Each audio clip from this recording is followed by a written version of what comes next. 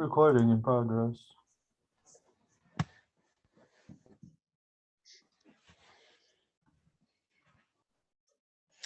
It's my first meeting at home. I retired January 1st, so I have to figure out where I'm going to Zoom at home instead of at work now. So, well, congrats on that.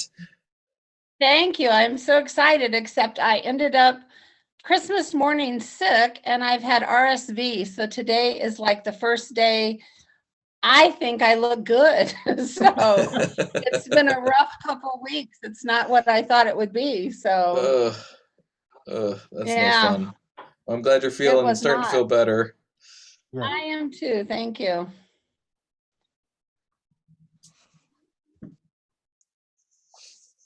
Debbie Colleen was just asking, is that Debbie? Is that Debbie? I hear Debbie. Yes, it is. We had so much fun. We did the SMS graduation at Summit Ridge. Yeah. It was such a fun night. We had a great time. So that was the last thing I did before I got sick. So.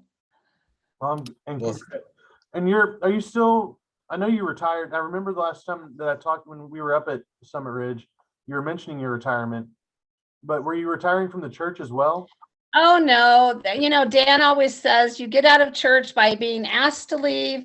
We carry you out, and I'm going to be one they carry out. So, yeah. No, I'm still working part-time at the church. So, okay.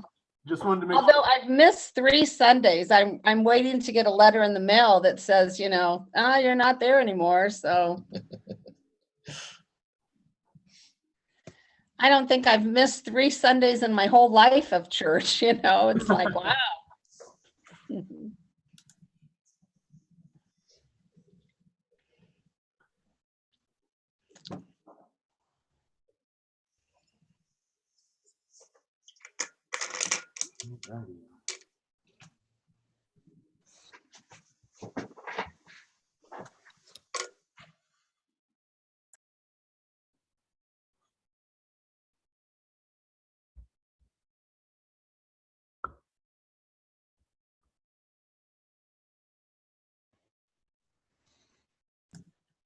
Here comes Mike.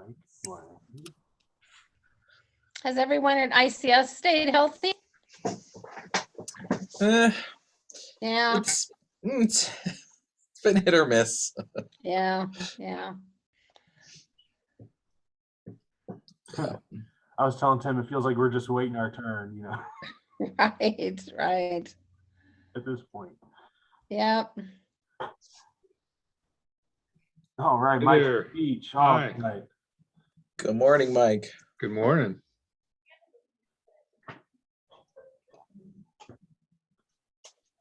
So which beach are you at today, Mike? This is the northern Sonoran beach where the water has subsided to the Baja. And so I'm building a driveway that goes all the way out to the Baja so I can get there. So I'm supervising that while I'm here at this meeting. Very nice. Well, thank you for taking the time to join us, Mike. And let me know when I can use that driveway of yours. Yeah, it's beautiful. Tim's probably seen it on Facebook. I've been posting I have progress shots. It's beautiful. It's beautiful. The guys do great work, but it's labor intensive. Lots of work. Yep, I've been seeing the progress you've been making. Yeah. Hello, Ari and Veronica.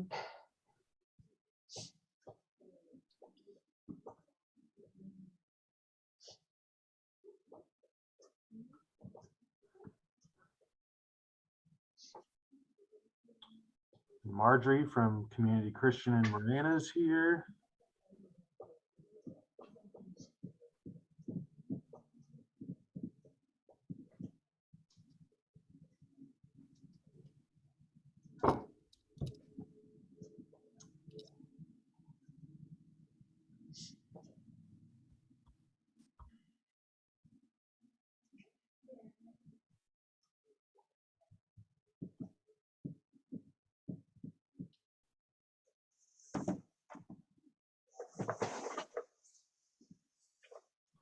Jessica Swift is here from Grace St. Paul's.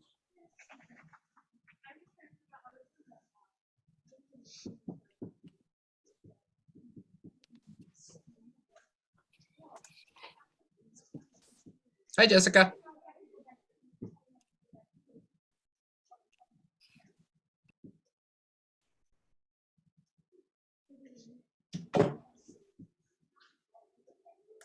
Oh, good. Our presenter is here. Yay.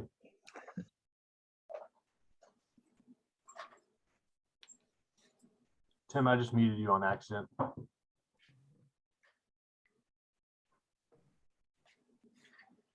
Sure you did. Hi, Lisa. Thank you for joining us today. Thanks for having me. Nice to be here. I see Debbie and Veronica are here too. Yep. Good morning. And Mariah's here. Oh, there's Marjorie and Dave back there.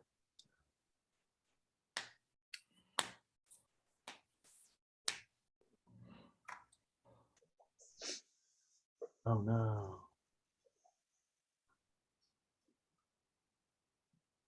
No worries, Ari. It happens to all of us these days.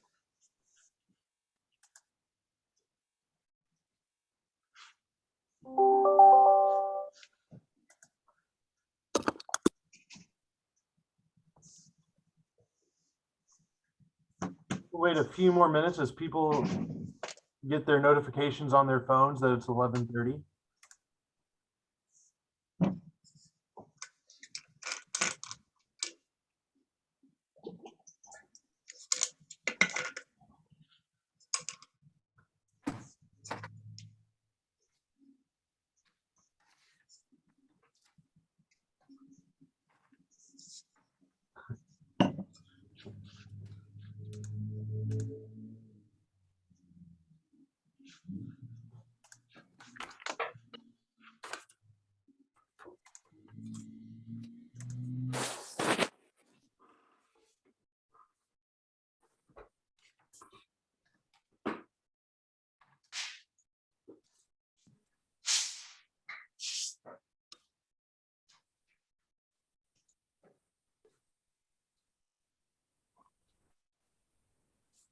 We'll go about 2 or 3 more minutes, letting people continue to log in, and we'll get started.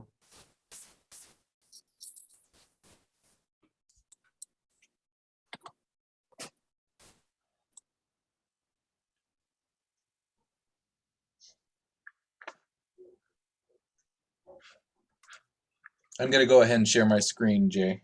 Sounds good. So just so everyone's aware, Tim is a co-host and so is also Luke, but Tim is the one in charge of all the PowerPoints and things like that. And we are also recording this meeting so that we can share with people who may have missed this meeting because of one reason or another. So be on your best behaviors because it's being recorded.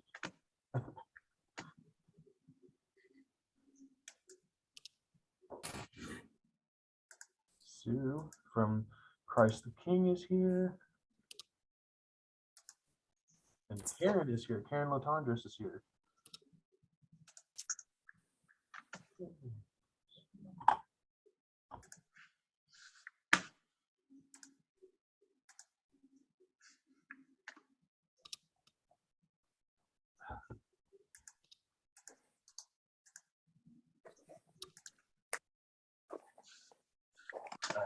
Well, it is 11:30, almost 4.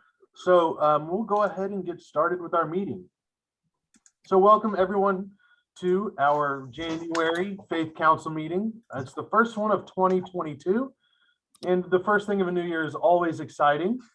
And we like to do a little icebreaker game before we do get started. And so I've got a question on the first slide here. So in the chat, just go ahead and use the chat feature on your phone or on your computer and answer the question, what is a New Year's resolution that you actually stuck to? And if you can remember the year that you did that, you get some bonus points.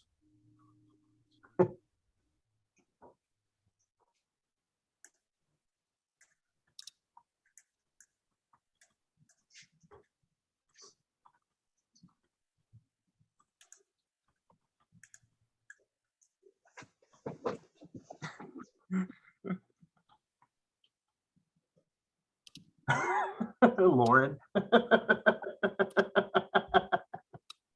Not joking. Not joking.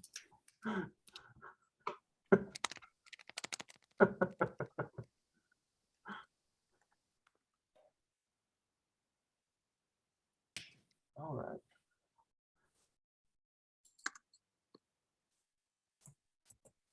Adding things positive rather than taking things away. Yeah. Mike's never done a New Year's resolution.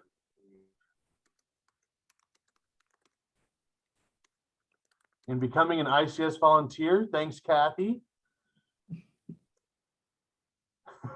And no resolutions is always a good resolve to make no resolutions. Oh, these are so good. Less soda. Always good. Well, one of the things that I like to remind people of is not just taking things away, but taking on new things, because those things kind of stick too, is not just removing things from your life, but adding good things into it, like volunteering at ICS or at your faith community more. That's always good things to do. So thanks for sharing that. Just a little fun thing to get our minds moving. So before we begin, do we have anyone here today who has never been to a faith council meeting before? Whether this is your first time, or maybe you haven't been in a year or two, and this is your first time back in a while. Just unmute yourself and say hello. Sue, I saw your hand up. Oh, you muted yourself. Sorry. This is Hi, I my would first say- group meeting. First time for Kathy Moyer. Welcome, Sue. Sue is from Christ the King Episcopal. And who is the other one that said that they were just, I didn't see the person pop up. Hi, Kathy from Mountain Shadows Presbyterian. Great. Welcome, Kathy from Mountain Shadows Presbyterian. Welcome, welcome. Are there any other first timers or first time back in a long time? Awesome. Well, welcome to Sue and everyone and Kathy who are brand new, and we are thankful that you all are with us today. Before we begin, today's topic is, the main topic for today is senior services and the state of the aging here in Pima County, especially during this pandemic. And we have with us today folks from Pima Council on Aging, or as a lot of people say in town, the PCOA. And they are here to present, and you're going to hear more from them later on today. So we have Lisa and is it Deborah? Yeah, Deborah. And oh, where did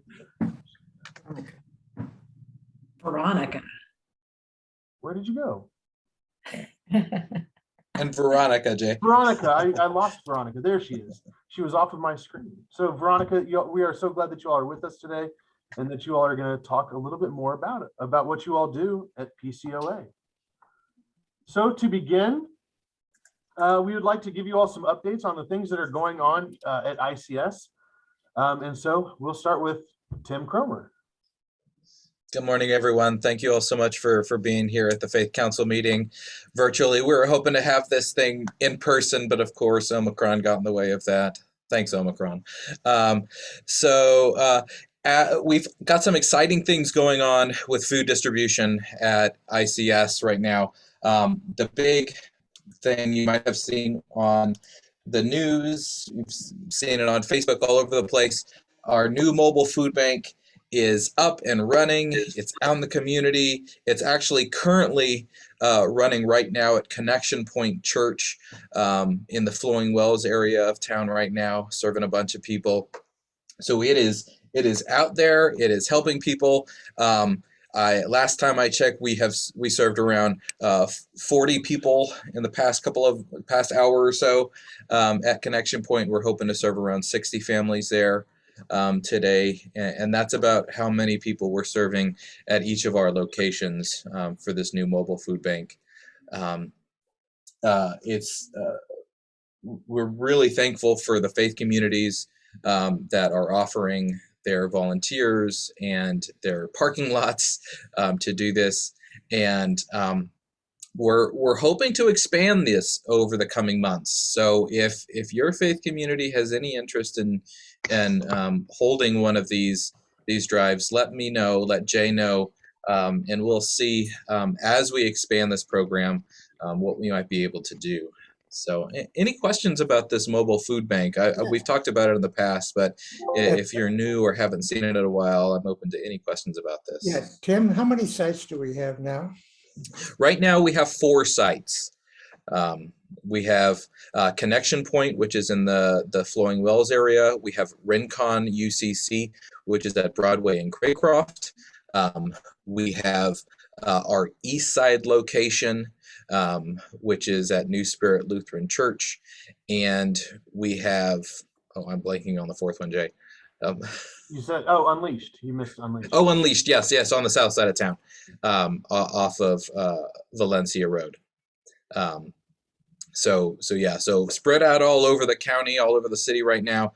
But we are definitely on the lookout for more. We're hoping to eventually maybe have 2 of these running throughout the day. So any other questions? All right. The next big thing with food at ICS, and Jay is going to tag team with us because he came up with the name, and it's awesome. During the summer, we always do a peanut butter party, a peanut butter drive, because that's a big thing that we need at our food banks during the summer. But during the month of February, we're starting a new thing. Jay, you want to introduce it? Sure. It is called Lots of Pasta. And what it is, it's a spaghetti drive that we are doing because spaghetti and pasta are the things that we give out most, because a box of pasta can feed a pound of spaghetti can feed a family of 4, along with a can of pasta sauce. And so we know that is something that families eat a lot because it's easy to make, but also because it's a small amount, it's cheap, and it's also something that can feed the entire family. And so for about $3, you can feed a family of 4. But we are shooting for a goal from our faith communities and from the public as well to collect 5,000 1-pound packages of spaghetti. If you look on the picture on your screen, you'll see those 1-pound packages of spaghetti. Those are what we're looking for. And also, we really prefer the spaghetti sauce to come in metal or aluminum cans, like you see there. You can find them. They are all over the place. They're just not, when you're looking at the grocery store and you're looking at the big jars that look really nice and beautiful, and they are, but those glass jars break, and then all the spaghetti sauce falls and it goes all over all the food below, and it's not really helpful because then we have to spend a lot of time cleaning and throwing away food. So canned sauce is always the best option for donating to a food bank. And so you can actually get that at any grocery store that you go to. And that's what we're looking to collect. Just like the peanut butter drive, we're asking for you to bring in your food and to let us know through a form, which you will get in an email once we send out the flyer and everything like that. We will send out to our faith communities with an instruction form, which is just like the peanut butter one. And yes, I can send you will get an email of this too. Yes. With all of the information that you need, just like the peanut butter drive. So look forward to that and to your all's participation in that. Are there any questions? This February, usually we know we have 2 awards that we give out. One for most raised total of spaghetti or pasta sauce, and most raised per capita. So if you're a smaller congregation, you still could win a prize. If there's 50 people in your congregation, everybody gives 3 pounds of pasta, you can still win. So that's happened a number of times.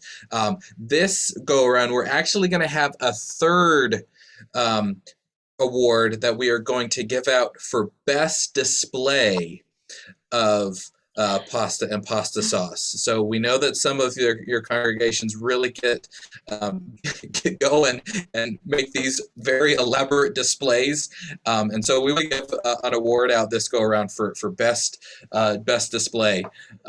So make a grand tower of pasta sauce and pasta and take a picture of it and show it to us, and we'll put that around our social media, and you could win a prize. So That's absolutely true. So are there any questions about the Lots of Pasta drive? Is the publicity coming out really soon? Because I will need Yes. to have it, any supportive thing. Yep, it's coming very soon. I'll have an email ready to send out to this same email list that you're on today. If you got the email for this a few weeks ago, you will get an email very soon with all the information by the end of this week. So. Great. Thanks, guys. Yes, thank you.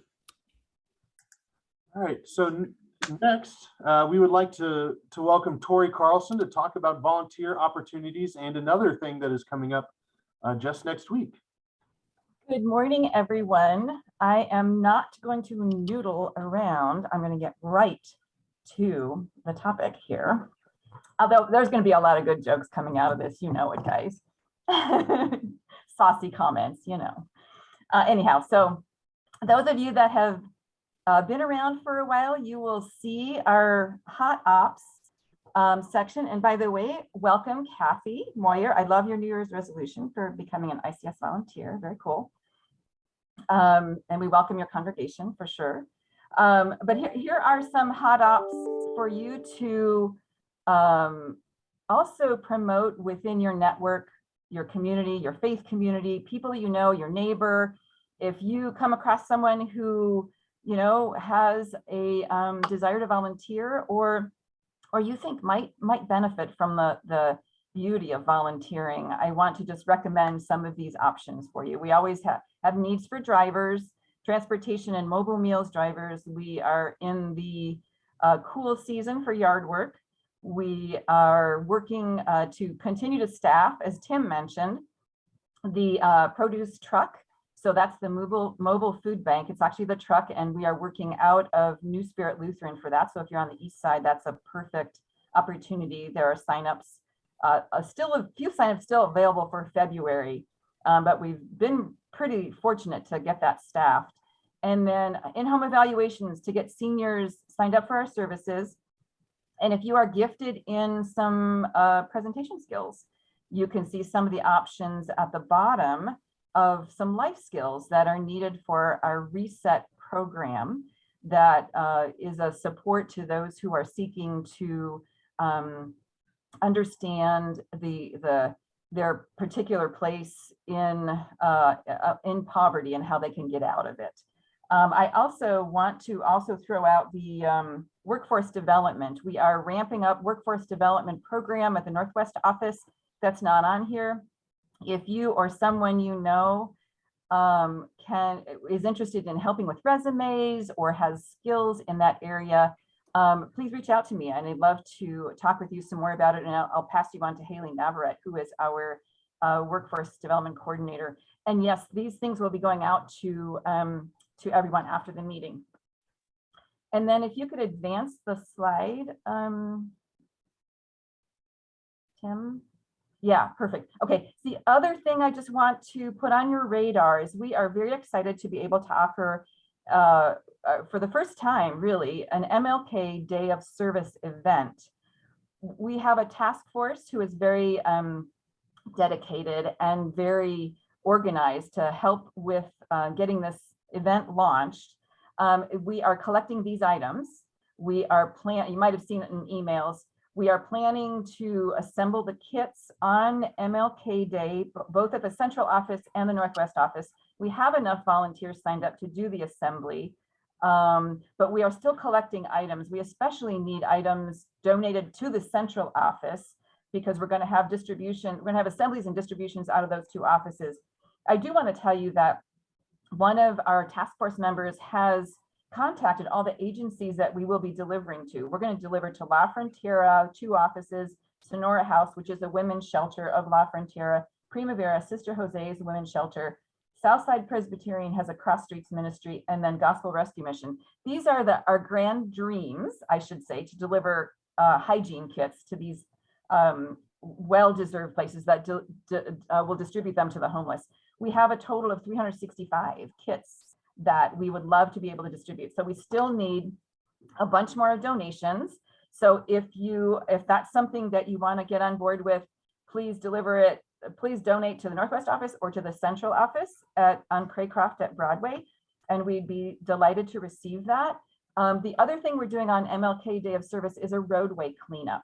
So we have other sets of volunteers that will be just going out and cleaning roads, picking up trash and stuff around the Craycroft office, and then the Central office, and then around the Northwest office. So thank you so much. If you have any questions about any of these things, just reach out to me and I'd be happy to share it with you. Thank you, Tori. Did you mention that we will also have speakers on Monday morning at Rincon as well? No, I didn't. Thank you, Jay, so much. Jay has been so wonderfully instrumental in doing this, and I appreciate you bringing that up to my attention to say. So at 9 o'clock on Monday, next Monday, the 17th, we're having a very special kickoff mingle event at the Central office.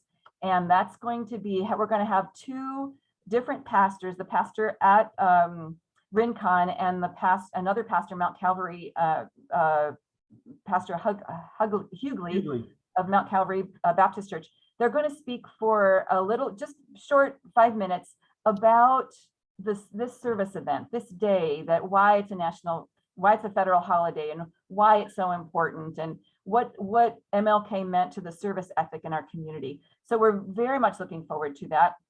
It's going to be an outside event. We do ask you to wear your masks, but it'll be outside, and we'll have snacks afterward. And then the volunteers that are signed up will go do their individual volunteering. So please consider coming. Thank you, Jay. Thanks, Tori.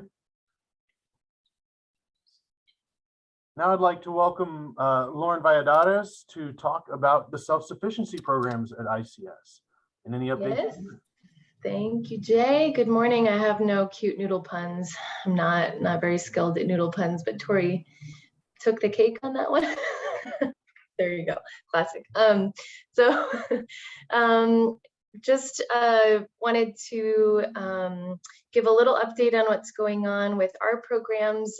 As you all may know, the programs in self-sufficiency include workforce development, youth enrichment support, single mom scholars, and our reset program, all of which work with individuals over longer periods of time to help them find employment, to help them get stable, to help them look forward and into their futures. A couple things coming up for us here in the next couple months. We have been, over the last several years, been going, we've been doing different financial literacy curriculums, and as of last year, kind of fine-tuned what we were doing into something that aligns a little bit more with a curriculum called Bridges Out of Poverty. It's called Bridges Financial Management. It's a 10-week course. Last cohort was held at Mount Calvary Baptist Church. We graduated 12 individuals, and it was wildly successful. All the participants really got a lot out of it. And so we'll be doing this again in February. If, I tell people that are not sure who to send to this course, somebody who has difficulty managing money or budgets, or, in our case, we have a lot of individuals that come back for financial assistance frequently. So those individuals are the best people to recommend for this course. The application's online. You can also just give me a phone call and I can walk you through a little bit more about what it looks like and what's required. People are compensated for their time in doing this course.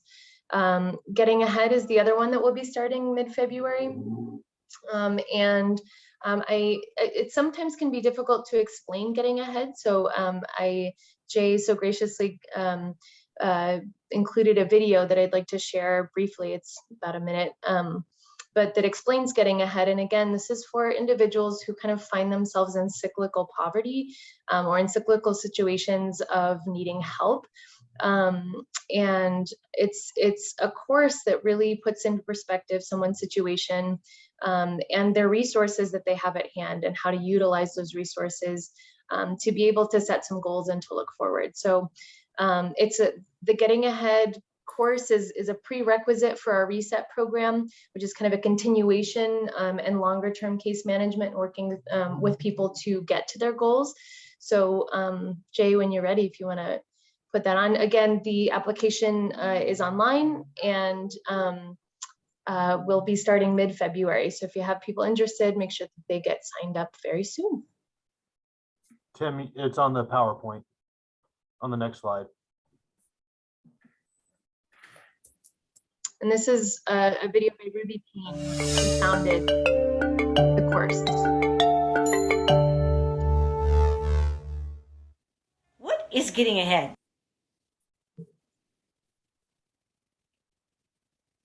Well, that's the big question. Getting Ahead is a 16-week program, 2.5 hours a lesson, that we use with adults who have fewer resources or whose lives are characterized by a lot of instability. And what we say to them is this: you're a problem solver. You have to be, because when you have fewer resources, you have to be even a better problem solver. And we think because of the way you spend your time, you don't get the opportunity to develop the knowledge bases that other people have. Because how you spend your time determines what you know. Everybody only has 24 hours a day.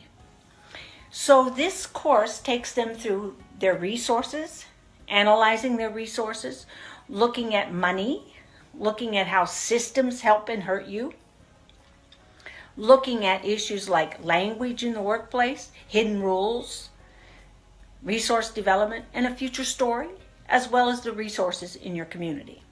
They end with a future story for themselves about how they are going to grow their resources, stabilize their environment, and transition on. We have taken 70,000 adults through this program. This training shows you how to be a facilitator for that program. All right. Thank you so much. So we're not showing you how to be a facilitator for that program, but we do have a new cohort starting mid-February for both Bridges Financial Management and for Getting Ahead. You can find the applications on icstucson.org under Workforce Development. And with that, I'll pass it over back to Jay. Thanks, Lauren, and thanks for bringing that update so that people can understand a little bit more about what's going on. Awesome. So the next thing I'd like to do is introduce Mariah Erhart to us. She's going to talk a little bit about some of the events that are coming up, but most importantly, empty bowls. Thank you, Jay. Yeah, before I get into empty bowls, I wanted to start off by just giving everyone a thank you for the support we received through Gifts of Love.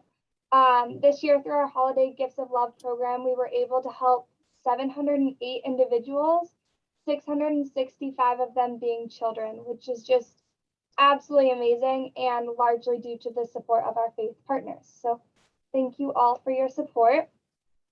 And then as we move into the new year and past the holiday season, we are gearing up for our Empty Bowls event.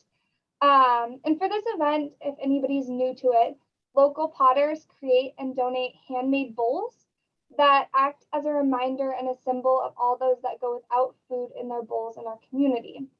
And so at the event, attendees dine on soup, bread, desserts provided by local restaurants, enjoy music, and can participate in a silent auction or a raffle, and then get to take one of those beautiful bowls home with them as well. And so all of the funds raised throughout this helps go and fund ICS food banks and other services that we provide. This event will take place on March 5th at the Chinese Cultural Center here in Tucson.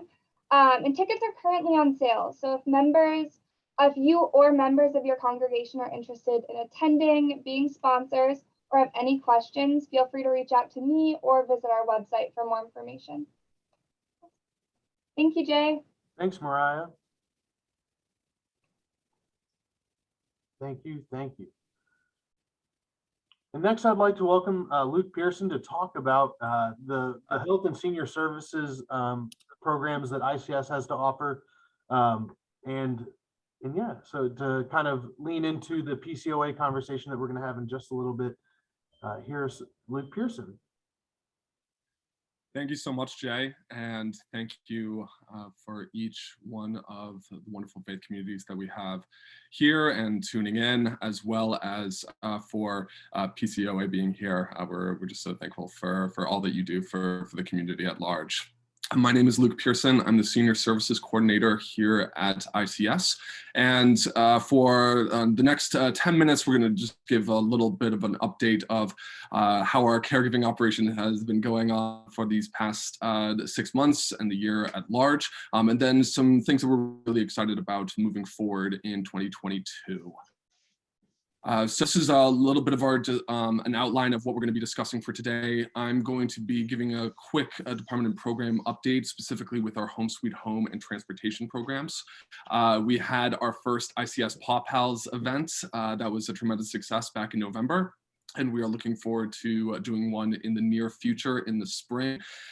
We had our new senior services volunteer position that was created with the help of Tori and the wonderful volunteer management team that we have at ICS over at our central office. So we'll have a little update with that. I'm going to be giving a brief demonstration for our Caregiving Connection pilot program on what it is, a general overview, as well as I'll be sharing my screen and you actually what it looks like on what the volunteers and myself do on a daily basis for our participants in need. And then finally, we'll be going over any volunteer needs for people within your faith communities to get involved.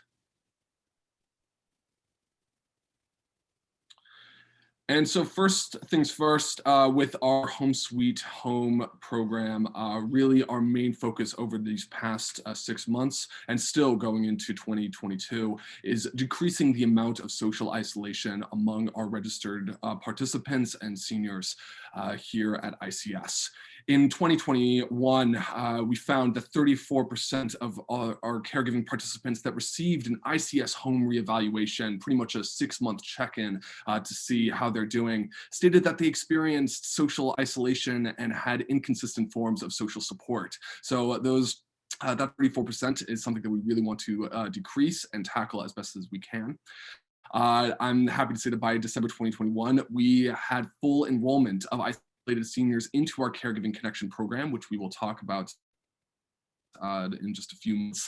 And then, as I mentioned before, on November 19th, we had our first ICS Paw Pals event where we were able to bring therapy dogs to our isolated seniors in a safe space so that they could not only interact with the dogs, but interact with each other and start to build those new relationships.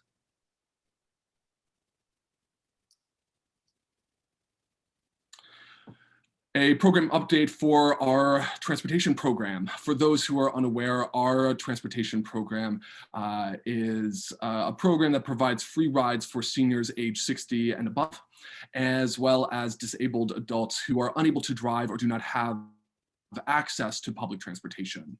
Our volunteer drivers, who are absolutely fantastic and truly growing, they use their own cars to take our caregiving participants to destinations such as grocery stores, medical appointments, pharmacies, banks, and even salons.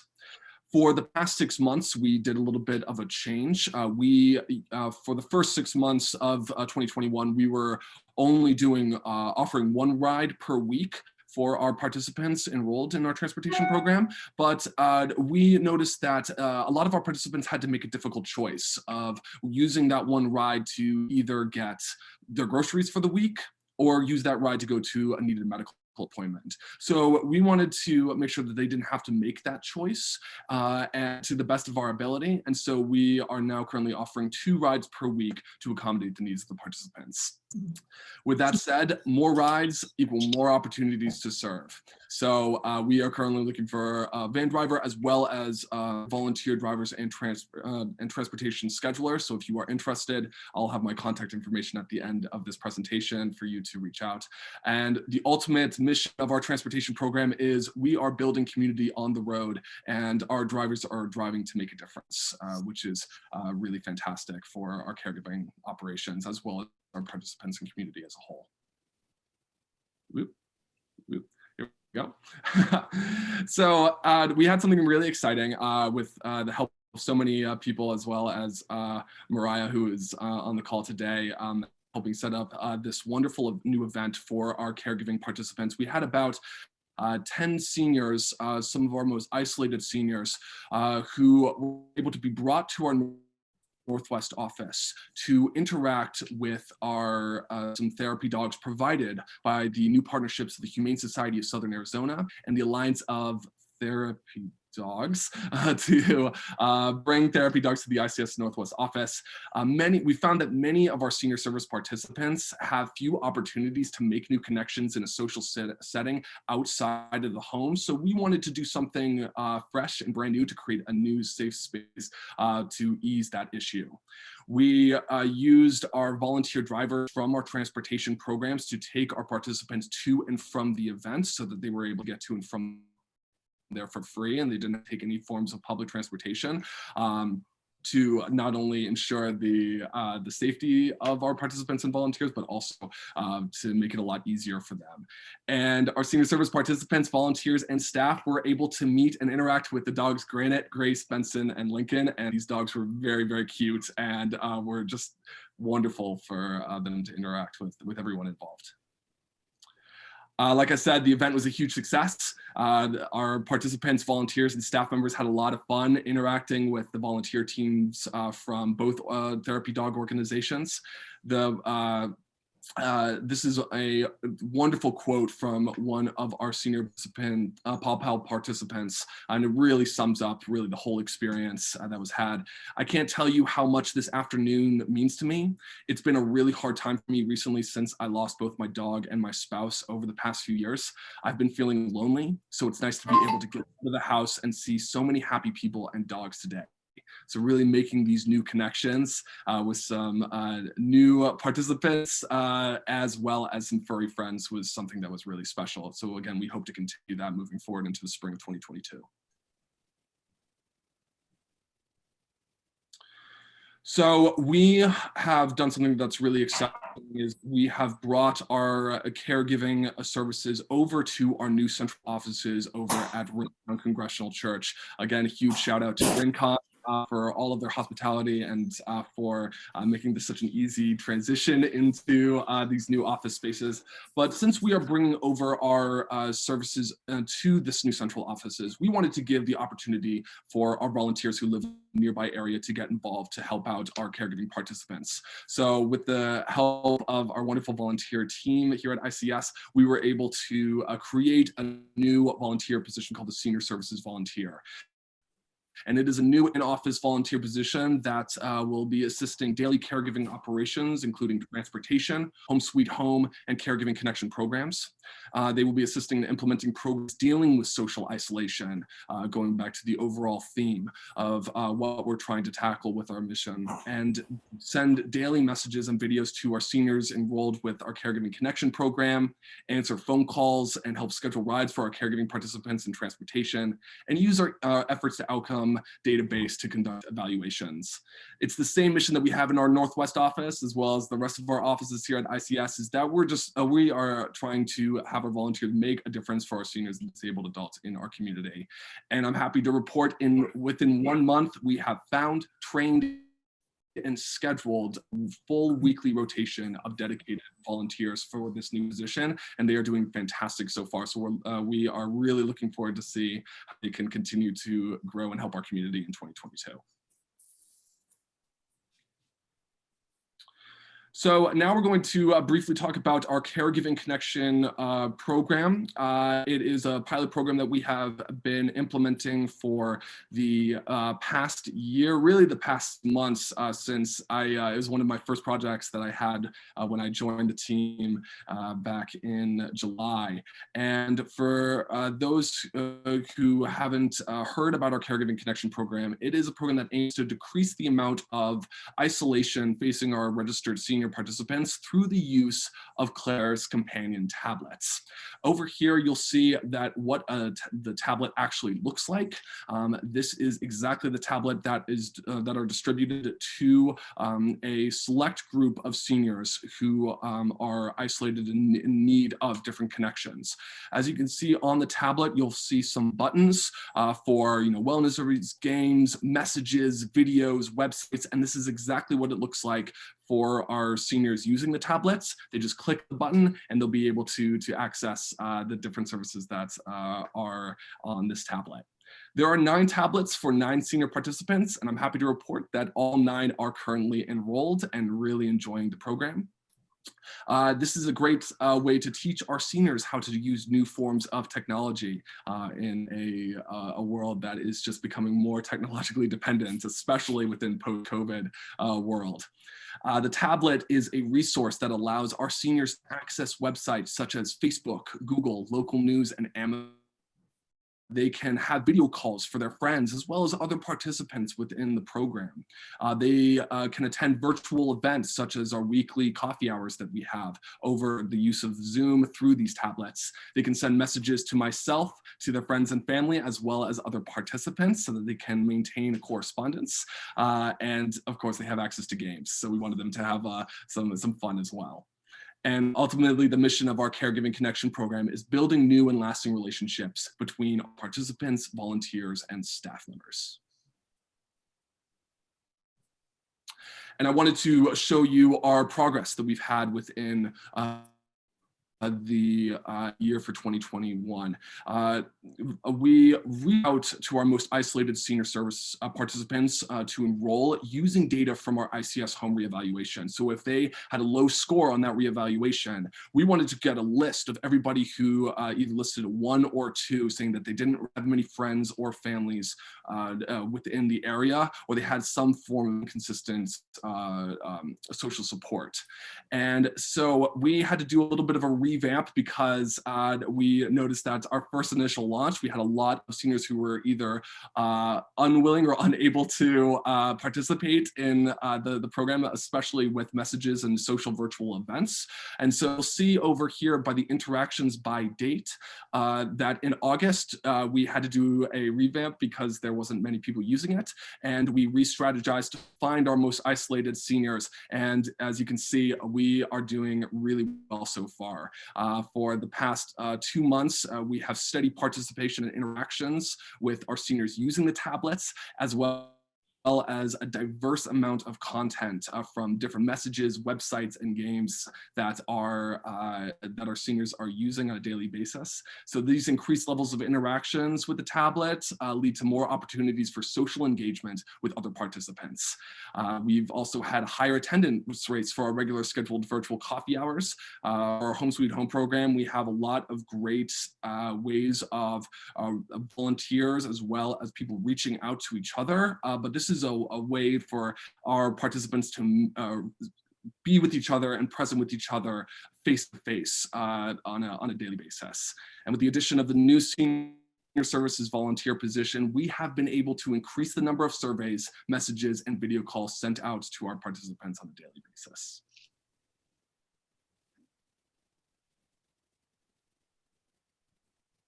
Oops. So before we talk about the volunteer needs, I'm going to give a brief demonstration on to show you all the platform that we use, the Claire's Companion platform. I'm just going to briefly share my screen so you all can get a better idea of what we're looking at here. So just bear with me one moment.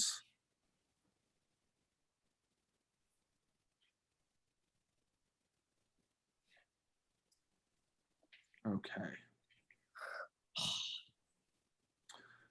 Can you all see this screen for the member activity? Wonderful. Yes. Perfect. So yes. This is our Claire's Companion virtual platform that we use to monitor the interactions of our seniors who are enrolled in this program, as well as the way that we organize groups and send different messages and surveys to each of our participants.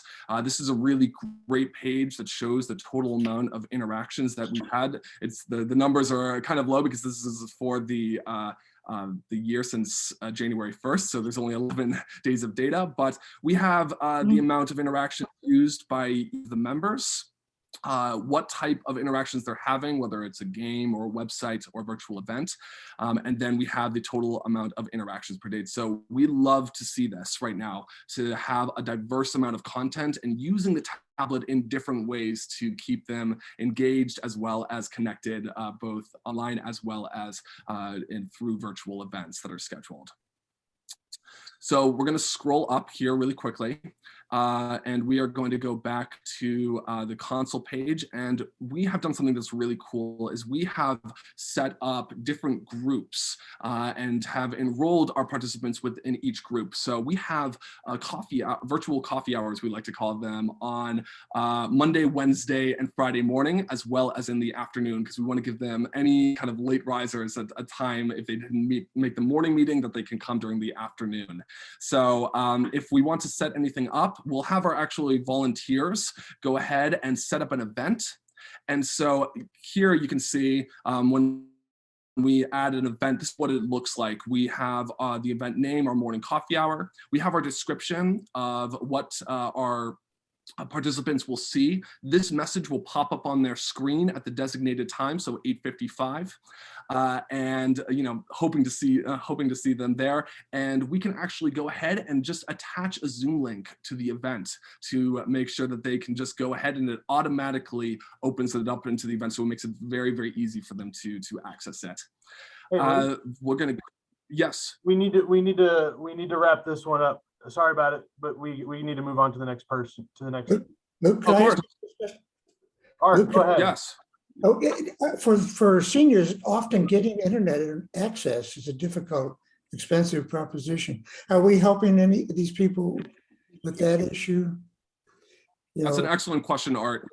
Yeah, absolutely. So that's an excellent question. So you do not need internet to access this program. So if you don't have internet, ICS is taking care of that with any type of data usage. So you do not need to have internet to get any of the messages or access any of the virtual events. And this, just before we move on, I just want to quickly say that if you are interested in volunteering, please send me an email or give me a call. We are in need of volunteer drivers. Yes, this is my contact information, and I appreciate each and every single one of you for listening to me today and for your involvement within ICS. Thank you, Luke. Thank you. That's a lot of information, and it's all really great because it's a lot of things that we're doing in order to help out our isolated seniors. So thank you so very much, Luke. Well done. Thank you. Of course. And next, I'd like to welcome our PCOA, Pima Council on Aging group, Lisa Reams, Veronica Upton, and Debbie Waring, to talk about what is going on PCOA. So thank you all so much for being here and sharing with us. Thanks so much for having us, Jay. We really appreciate ICS and all the faith communities as community partners and this important work. So there's obviously so much we could talk about with PCOA and, 30 different programs. So we are going to hit some highlights so you understand who we are. And then I'm going to pass it over to two of my colleagues to talk a little bit more about the work that they're doing and how that's impacting folks. So one of the first things to understand is that Pima Council on Aging is what's called it's the designated area agency on aging for Pima County. So there's a network of those area agencies on aging across the country. There's 8 in Arizona and 622 across the US.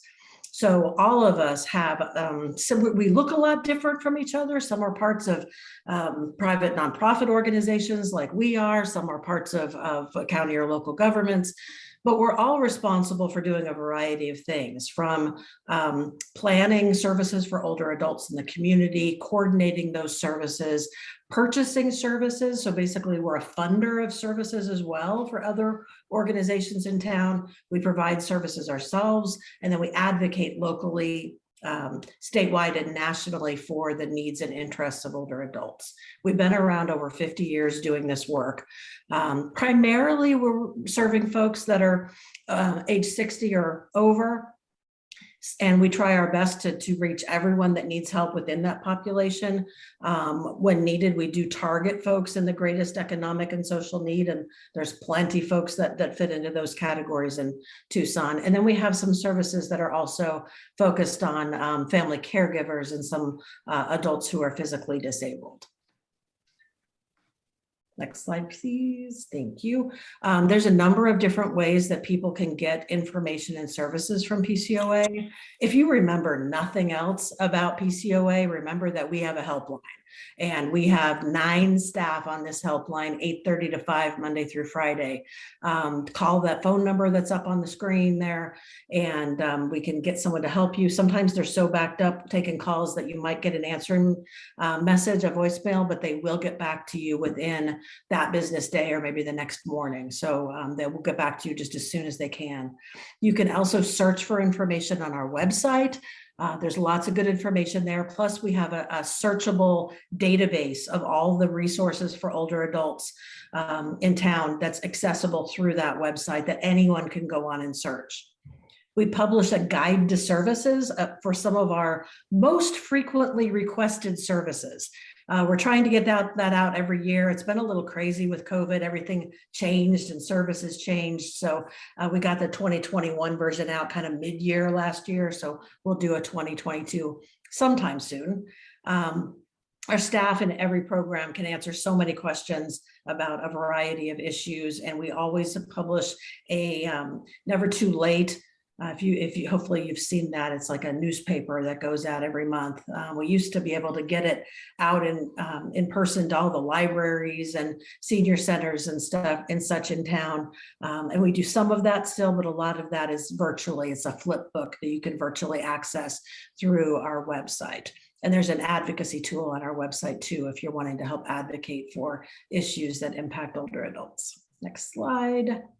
So one of the things that we do as an area agency on aging is that we conduct community needs assessments so that we're understanding the needs of older adults in Pima County, and that we're able to then make sure our services are meeting those needs, as well as work with others who are like ICS, who are doing things to help meet those needs.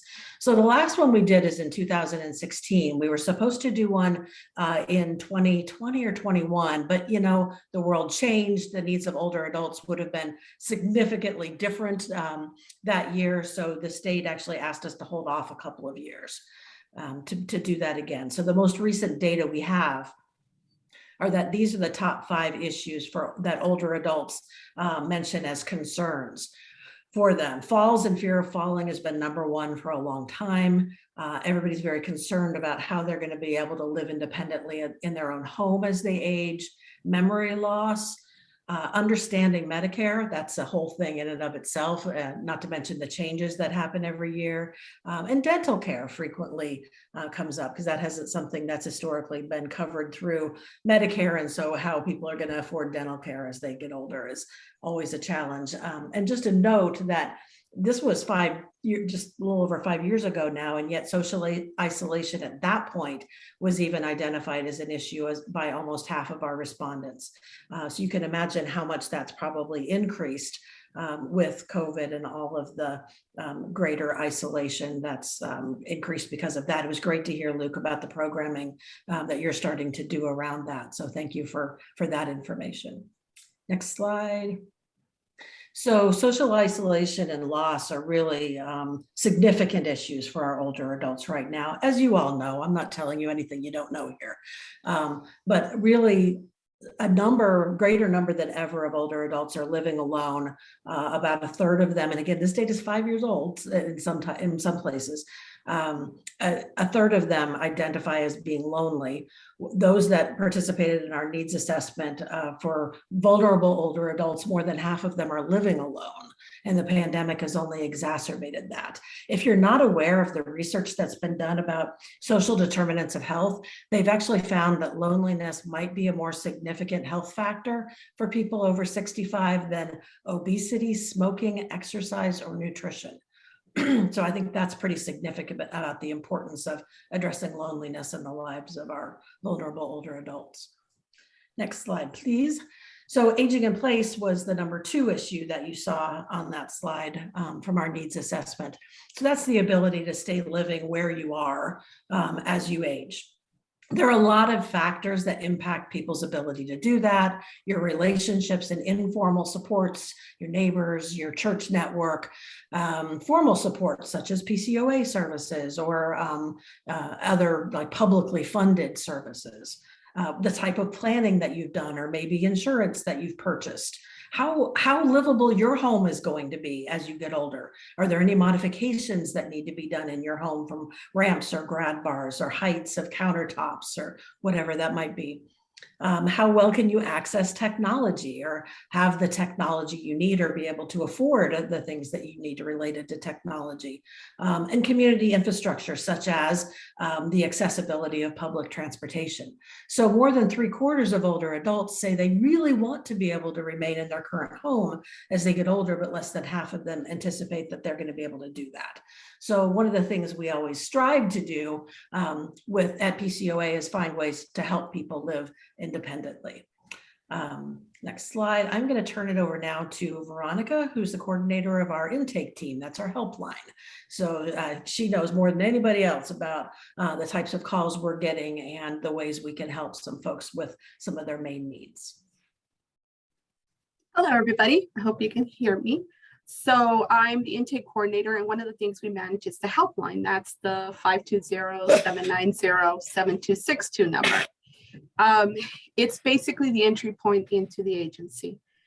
We get about 2,100 to 2,500 calls per month for various issues that can range from Meals on Wheels to somebody just looking to talk or having caregiving issues. So it's a lot of issues that come in. We talk with family members, neighbors, the clients themselves, fire department, police departments, hospitals, and so forth. There are 9 of us that work the helpline. 4 of us are Spanish speakers. And we have seen a great number of people that have just called us just basically because they want to talk. One of the other programs that we help is with Meals on Wheels, which is a great program. It's a meal that puts in 7 meals per week. They go twice a week, 7 meals a week. Due to the pandemic, this program and the need for this program has grown significantly. And the delivery people act as an outside connection to people that are homebound right now. And we use various agencies to help us deliver these meals depending on where somebody is in town. And last year we served over 4,119 meals. We used to have the community lunch programs, but due to the pandemic, they were closed down, but they now became grab and go meals. And they are usually at various senior centers, and they've also helped clients be able to get out of their house and go. One of the biggest ones of requests that we get are for seniors that need help in the home with home repair and adaptions. So we have a program here for people 60 and over that are homeowners that can help do minor repairs in the home. So leaky sink, plugged up toilet, help with their evaporate cooler or their heaters. Those are issues that we can help, and that helps keep a senior safe. Adaptions include putting in grab bars, rails, ramps to keep somebody safe and in their home. One of the biggest requests we get is for in-home services. Those are help for things like housekeeping, personal care, somebody to help with shopping. And we do have a program that does that. It is probably our most requested program. There are requirements. We do have to do an assessment. It is a limited amount of hours that we can offer. And unfortunately, there is a very significant wait list for this service. There is a standalone shopping program that can help do shopping for somebody that is homebound. And we go to the store twice a week for that, twice a month for them, and we bring them groceries. And these are for people that are either homebound or there is some kind of safety issue due to the pandemic or other issues that makes it hard for them to go shopping. So one of the reasons we have a wait list is because there is a shortage of direct care workers. It is a nationwide issue right now. And unfortunately, these type of workers are in high demand. It's going to increase by 50% between 2014 to 2030 as the aging population grows. Home care agencies experience a high turnover of rates. This shortage was already severe, but the pandemic has really worsened it. We do offer training through our PCA affiliates of Pima Care at Home and the Caregiving Training Institute. And we're trying very hard to recruit, but it is a huge shortage right now. And we maintain a wait list of people. And currently we have about 300 people waiting on that list. Next slide. So the other services that we have to help are the Senior Companion Program. This is for seniors that want to volunteer to work with other seniors that are 55 plus, that offer things like companionship, transportation, day-to-day assistance to help isolated seniors stay in their home and continue to live independently. And we have found that this has helped many. Many of those served by senior companions live alone, are isolated, and have expressed they are depressed. And through the Senior Companion Program, these older adults have had a chance to reconnect with their community. We also work with the Neighbors Care Alliance, including ICS, and that's a network of neighborhood volunteers that have a shared mission of helping older adults thrive safely in their homes. Depending on where they live, there are various volunteer agencies, and often they are built around the community they are serving. And they offer various things like transportation, running errands, meal delivery, friendly calls, friendly visits. Other include our LGBTQ plus initiatives. This is our initiatives to help create a safe place for the older adults that identify as LGBTQ plus. This includes the Visibility Matter programs that help support trans-affirming housing. This goes into assisted living homes to help them understand better the LGBT community and help with the discrimination that might be going on in those areas. And we currently have started a new home sharing program that's still in the works, but we are hoping that this program can help address one of the biggest needs is housing, which is to connect seniors or older adults that own a house and perhaps are willing to share their house with another older adult. Right now, the program is in the works and they're still working out details, and we are looking for older adults that have homes that are willing to share it. One of our other programs is end of life. This is probably one of the hardest issues for people to talk about, but it's probably one of the most necessary. This program provides one-on-one support and assistance for completing advanced directives, being able to facilitate conversations with family and loved ones, and provide community education. Next slide. We also know because of isolation, many older adults become target for scammers and predators. So PCOA has programs to try to help protect older adults. This includes our Rights and Benefits program, which are advocates that can advocate on behalf of clients with agencies, companies, regarding consumer issues, landlord-tenant issues, helping them enroll in benefits, working with legal programs like Southern Arizona Legal Aid and Step Up to Justice to help with certain legal issues. We offer a legal clinic every month. There's also a monthly program workshop on the Arizona long-term care system that people can sign up for that will walk them through the program. And PCOA is a designated Arizona long-term care ombudsman in Pima County. We have highly trained staff and volunteers that visit assisted living and nursing homes, residents in Pima County to advocate on their behalf. They monitor conditions in facilities, provide routine visits, and it provides a safe and confidential way for residents and their family to voice complaints and concerns.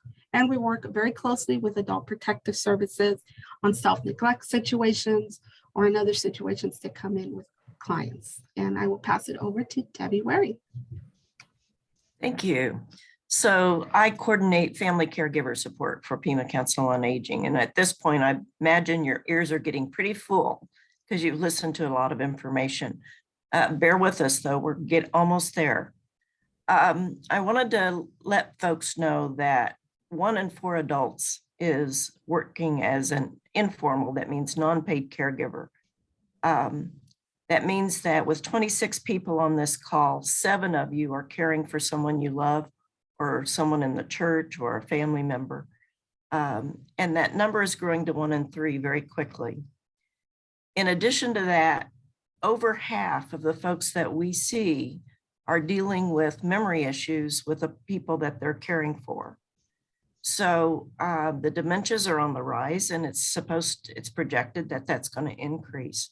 So how we educate ourselves and one another on memory loss and how to deal with it is going to be of most importance in your faith groups. And that's something that we can help out with if you want for us to come to your faith group and talk about dementia and memory issues. Another thing that a lot of people aren't aware of, in Arizona, there are over 100,000 grandparents and other relatives that are raising dependent children now. That means that the parents are unable or unwilling to serve that function. And so that is part of what we do at Pima Council on Aging through care organization that helps us with that. So one of the things I want to emphasize to you all, being a faith group member, and one of the ways that you can give back to your church or congregation and those in it is to help one another in the family caregiving settings. A lot of folks are caregiving, but they're doing it silently. They're not talking about it with the church. And so you may not even know that they're a caregiver. But that's one way that I would emphasize that you talk about with your management in the church and leadership of how you might help the members out is through family caregivers, giving them breaks from caregiving and giving them time to come to church when they, maybe someone could sit with whoever they're caring for. These are important things for congregations to know. Next slide.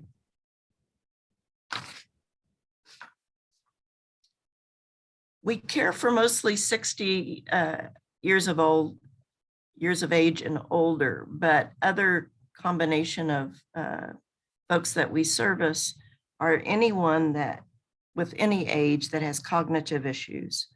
Caregivers also that are caring for those that are disabled from 18 to 59. And as I mentioned, the grandparents and other relatives raising grandchildren. If I was going to leave one message with you that I'd want you to hear, it's that we're here to walk the journey with you in your family caregiving so that you're not alone. And we do that in the main services. The first is one-on-one consultation, where we can talk about information referral that could help you with your caregiving situations, help you problem solve. And then one of the things that we think is very useful is called options planning and counseling. And that means that maybe you're coming in because a loved one got lost on the way to Costco with driving, and you don't know how to handle the issue with driving now that they're getting lost. But in the long term, there are other issues that you're going to be facing. And so we can talk about how to plan for those and things that you may not have considered. So we work out a plan for you of possibilities on how to stay independent, how to reduce your stress and increase your coping. We also have caregiver trainings. Caregiver Essentials is kind of a caregiving 101, and it teaches about some of the essential things you need to know with caregiving. And then in the afternoon, we teach how to stay healthy as you caregive and not hurt your back, and how to do caregiving tasks. We also have Finding Meaning and Hope, and that's a 10-week video discussion series on loss and dementia. A lot of people are experiencing what we call ambiguous loss, where the loss is ongoing, there's no closure. And Finding Meaning and Hope is a great way of addressing that with other caregivers. Powerful Tools for Caregiving is a 6-week training on how to care for yourself while you're caring for another. It's a very powerful training, and it's evidence-based in 42 states. And then Dementia Care, how to deal with behaviors and other things we're doing as well. If you want any of these brochures, we can give them to your leader and they can distribute them. Then we have caregiver support groups. Right now, we're doing 11 groups. 8 of them have been in person and 3 of them have been online. It's very important for family caregivers to be able to talk about their experience with one another and learn from each other, because other caregivers will be your greatest teachers in this as you go forward. And then the last thing that I wanted to mention was respite services. And respite is taking a break from caregiving. There's 3 ways that's done. One is a day respite facility. There's having home care agencies come into the home. And then there is what we call friends and neighbors, which is a way to hire your own caregivers, maybe even church members that you have, and then get reimbursed for that respite care. So next slide. The other way that we're serving family caregivers is through Dementia Capable Southern Arizona. That's a community-wide initiative where they're wanting to, excuse me, help improve the effectiveness of dementia specialized support services for people that are living with different types of Alzheimer's and related dementias, and assisting their caregivers in the process as well. So one of the things that's very useful for folks is how to do a memory screening. A lot of folks with dementia don't want to go to a doctor, so the caregiver doesn't know what's going on with their memory loss. Well, we can do a screening through Dementia Capable Southern Arizona and give a feel for the memory loss through that screening. They also have memory cafes because of the issue that we've talked about with social isolation. And so this encourages social isolation and engagement. Workplace support is now part of what Dementia Capable is doing, because a lot of family caregivers are trying to balance working life and home life and caregiving. And that's an awful lot to balance. So they're providing support and how to decrease the burden for working caregivers. And then they're doing community outreach and education, like with Dementia Friends training and Visibility Matters Dementia Edition. So a lot is on their plate, and their connection is listed here at this website. Next slide. I just wanted to mention before I turn it back to Lisa that there are so many challenges that people are experiencing to healthy aging. And so these are things that we've already mentioned. I won't belabor the point, but Pima Council on Aging is addressing many healthy aging issues. And Lisa can tell you what we are doing for that. Lisa? Sure. Next slide. Yeah. So just one more quick minute. One of the things that people need the most help with, especially in this time of the year, is related to Medicare. Open enrollment for Medicare is between October and December every year, and people are having to make choices about Medicare plans and Advantage plans. And then there's Medicare Advantage open enrollment, January, February, March. So anytime anyone has questions about Medicare, what choices to make, understanding it, what plans would be best for them, please have them call our helpline, and we can connect them with our Medicare counselors. We also offer presentations about Medicare, and we can also help people file appeals if there was a claim that was denied that they felt shouldn't have been. We can help them through the appeals process. You can go to our website and even flip through the pages of our Never Too Late newspaper to learn a lot more about various classes that we have for the community. We had opened a healthy aging center at 600 South Country Club right across from Reed Park just before the pandemic hit, and we literally closed it like 3 months later. So we do have some staff working out of that location, but it's not, when we have some scheduled events there, but it's not just open to the public as a please drop by Healthy Aging Center the way we had hoped that it would be and envisioned that it will be again someday. So we do have a location there that we can schedule services at, but please look at our website and our Never Too Late for all sorts of classes that we offer for older adults and caregivers in the community. And that's a big thank you for inviting us. We could talk about for a half an hour about any of these services or topics. So if there's something specific that you identify about older adult services or that PCOA does, invite us back either to this table or to any of your faith community tables, and we would be more than happy to talk with you more. Awesome. Well, thank you all so much. Thank you, Lisa, Veronica, and Debbie for sharing and for being here with us today. And thank you to PCOA for all that you all do for our community and our neighbors in our community and our family members who are aging. And we're very thankful for all that you all do. And I hope the one thing that you all heard today that was said over and over and over again, seniors today are facing isolation in ways that we can't imagine. And so both ICS and PCOA are addressing those in small ways. And so if your congregation has any members who are isolated, or if you feel the call to go and spend time with seniors who are in your community or a part of ICS, please find ways to do that and call ICS, call PCOA if that is on your heart, and we can help you find ways to do that.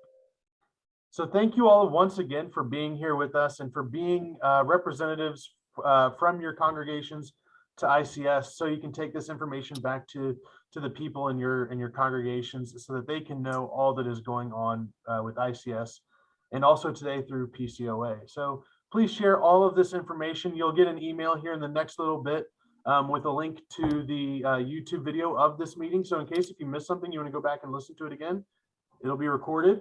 But also get on your schedules that March 8th will be our next Faith Council meeting. Putting a location to be determined there because we're really hoping to be in person. So please make some smart and safe decisions for you and your family so that we can eventually be back in person sometime soon. With all that being said, thank you all so very much for being here. And again, thanks to PCOA and to all the ICS staff for sharing, but also thanks to all you all for sharing this information with your communities. If y'all have any questions, reach out to me via email, anything like that, I'm here for you. Thank you all so much, and we will see you all soon. Thank you. Thank you. Bye. Thanks, everybody.